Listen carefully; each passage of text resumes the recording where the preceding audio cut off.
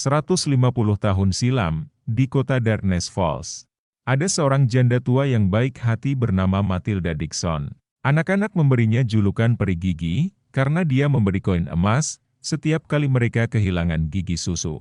Suatu malam kebakaran terjadi di rumahnya, yang menyebabkan wajahnya rusak dan membuatnya sangat sensitif terhadap cahaya.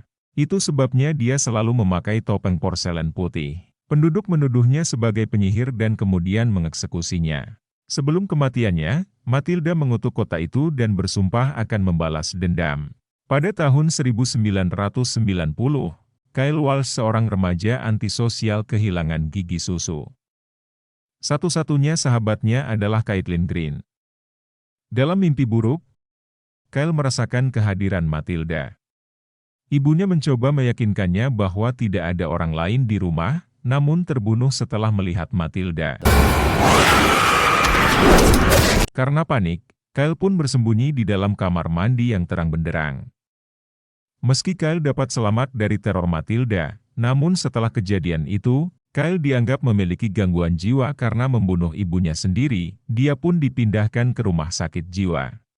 12 tahun kemudian, Kyle masih menderita paranoia ekstrim. Dia memiliki lusinan senter dan banyak obat untuk depresi, kecemasan, dan gangguan tidur.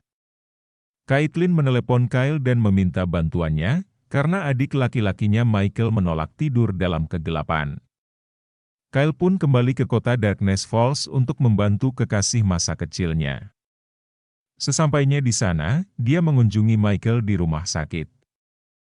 Memiliki kisah yang serupa membuat Kyle sangat memahami perasaan Michael dan ketakutannya. Caitlin sangat senang dengan kedatangan Kyle, tapi dia tetap tidak percaya setelah mendengar cerita tentang legenda Matilda Dixon. Karena kecewa, Kyle pun pergi. Michael terus bertanya kemana perginya Kyle, karena hanya Kyle yang bisa memahaminya. Saat di bar, Larry menemui Kyle dan menjelaskan bahwa dia mencintai Caitlin. Dia berharap tujuan Kyle kembali ke kota ini, bukan untuk merebut Caitlin darinya. Seorang pemuda tidak suka Kyle kembali ke kota ini, karena isu bahwa dia telah membunuh ibunya sendiri. Dia menyerang Kyle di luar bar, tetapi Matilda muncul dan membunuh pemuda itu. Kyle kembali ke rumah sakit. Melihat kondisi Kyle yang terluka akibat perkelahian, Caitlin membantu mengobati lukanya. Meski 12 tahun telah berlalu, mereka tak bisa menyangkal kalau perasaan itu masih ada. Tiba-tiba polisi datang, mereka membawa Kyle karena dugaan pembunuhan. Di kantor polisi, Kyle mencoba menjelaskan bahwa dia tidak pernah membunuh siapapun. Polisi tidak mempunyai bukti yang kuat, namun mereka harus menahan Kyle di kantor polisi hingga besok, sedangkan Caitlin harus kembali ke rumah sakit untuk menjaga adiknya Michael.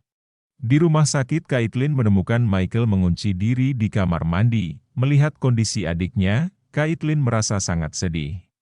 Dokter memberikan solusi terakhir adalah dengan memasukkannya ke dalam ruangan perampasan sensorik, versi medis seperti membiarkan seorang anak menjerit sampai akhirnya tertidur.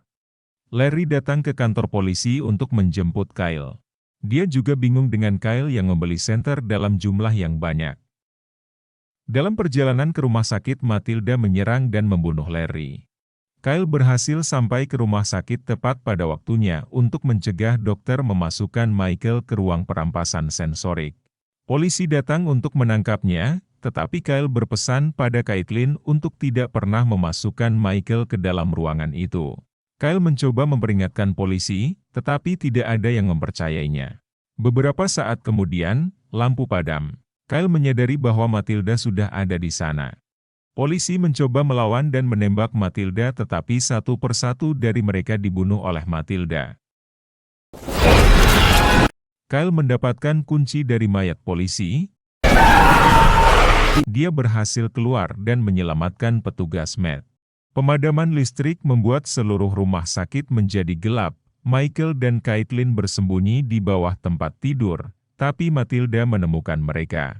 Caitlin membawa Michael melarikan diri melalui koridor. Tiba-tiba Matilda muncul, tapi Kyle tiba tepat pada waktunya dan menarik Caitlin dan Michael ke dalam lift. Matilda menyerang mereka dan menyebabkan lift rusak. Setelah berhasil keluar dari lift, mereka bertemu dengan seorang dokter dan 2 orang perawat. Bersama-sama mereka berusaha keluar dari rumah sakit. Kyle memberi peringatan untuk tetap berada di dalam cahaya. Untuk keluar dengan selamat mereka harus berada dalam cahaya. Ketika hampir sampai di pintu keluar, semua lampu padam. Untung petugas Matt datang di waktu yang tepat untuk menyelamatkan mereka. Matilda tidak akan membiarkan mereka melarikan diri, dia mengejar mobil yang mereka kendarai dan menyerang mereka. Caitlin mengarahkan senter tepat ke wajah Matilda, mereka pun selamat untuk sementara waktu. Mereka melarikan diri dan bersembunyi di mercusuar. Ada lampu utama di atas lantai mercusuar, mereka menuju ke sana untuk bersembunyi sampai pagi tiba. Namun lampu utama tiba-tiba mati. Matt dan Kyle harus turun untuk memperbaikinya. Selama proses tersebut, Kyle diserang oleh Matilda dan Matt terbunuh. Saat Caitlin dan Michael masih menunggu Kyle, Matilda muncul dan menyerang mereka. Untuk melindungi Michael, Caitlin menyuruhnya bersembunyi di bawah. Matilda meraih dan menarik Caitlin untuk membunuhnya, tapi Kyle melemparkan lentera ke arah Matilda untuk menyelamatkan Caitlin. Kyle membawa Caitlin yang terluka bersama Michael dan pergi ke tempat aman yang masih terdapat cahaya. Michael berhasil mencapai saklar dan menyalakan listrik.